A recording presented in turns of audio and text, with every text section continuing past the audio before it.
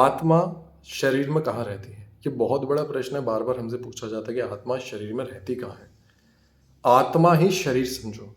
जब तक आप हैं, तब तक ये शरीर है और जैसे ही आप निकलते हैं, ये निकल जाता है। समझो, आत्मा ऐसे ही शरीर है जैसे मान लो, कैसे समझाएँ अब बिना अनुभव के आपको कैसे पता पड़ेगा अगर अगर आप इस मार्ग पर नहीं। या तो आप एक्सपीरियंस करो, आप आध्यात्म मार्ग पे चलो, आपको महसूस होगा आप ध्यान कर रहे हैं, मेडिटेशन कर रहे हैं, आप नाम जप कर रहे हैं, आपको पता पड़ जाएगा कि शरीर में कौन-कौन से शरीर अलग होते हैं, कौन सी एस्ट्रल बॉडी होती है, कैसी दिखती है, वो सब कुछ आपको खुद एक्सपीरियंस होता है। अगर आपको एक्सपीरियंस नहीं होता है तो इतना सा समझ लो कि जैसे पानी में नमक घोल दिया जाए, याद रखना, पानी में नमक घोल दिया जाए, तो ऐसे ही शरीर और आत्मा का मिलन है, वो ऐसे जुड़े हुए हैं।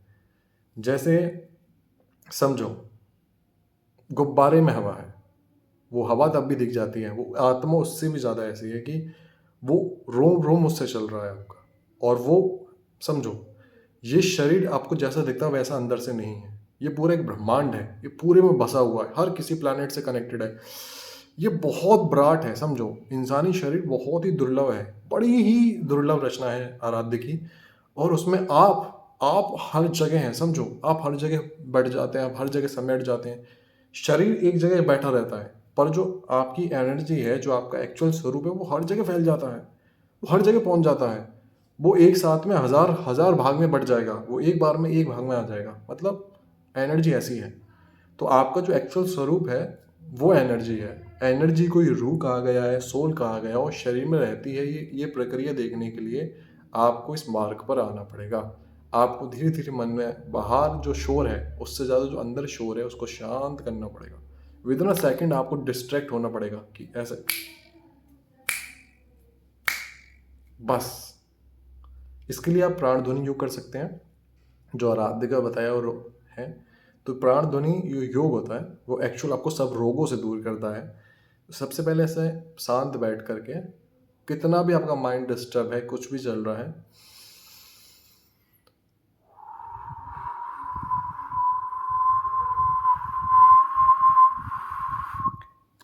ऐसा 3 बार करना है। नाक से लंबी गहरी सांस, फिर मुंह से एक ध्वनि के साथ,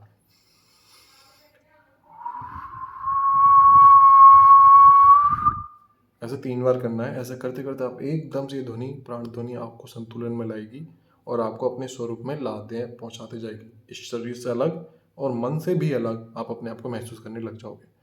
तो धीरे धीरे आप इस मार्ग पर आओ। आत्मा और आप बिल्कुल अलग है, समझना।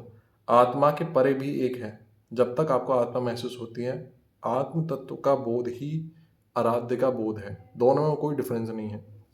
आत्म साक्षात्कार होने के बाद आत्मा नहीं रहता है, वो परम तत्व में विलीन हो जाता है। फिर वही होता है, इसलिए आपका स्वरूप खत्म हो जाता है। तो हमारा अस्तित्व ही ना रहना, जो पहले से नहीं है, हमने बस अहंकार के कारण मान लिया है कि हम हैं, इसलिए हमको भोगना पड़ रहा है। अच्छे कर्म क्यों भोगते हैं? कि हमने अच्छा किया है, हमने बुरा किया है, इसलिए हमको भोगना पड़ता है। इसलिए आपका अस्तित्व भी खत्म होता है वो तब जब जिसने सृष्टि बनाई है, जो सृष्टि का रचयिता है, चाहे आप उसे किसी भी नाम से पुकारते हैं, आप उसको सरेंडर कर देते हैं, फिर वो आपके सामने आ जाता है। वो आपसे बातें करता है, बिना भाषा के बातें करता है, वो सब कुछ समझाता है। वो खुद करने लग जाएगा, क्योंकि अभी आप संसार देखना चाहते हो तो संसार में फंसे हो। और जिस वक्त आप आराध्य गुरु चरणों की कृपा से उस परम सत्य को देखने के लिए एक इच्छा जाहिर करोगे गुरु तत्व की कृपा से, तो गुरु साक्षात उस परम ब्रह्म को मिला देंगे। क्योंकि गुरु का जो स्वरूप है वो परम ब्रह्म है, गुरु ही पर ब्रह्म है। बस इतना समझ जाए।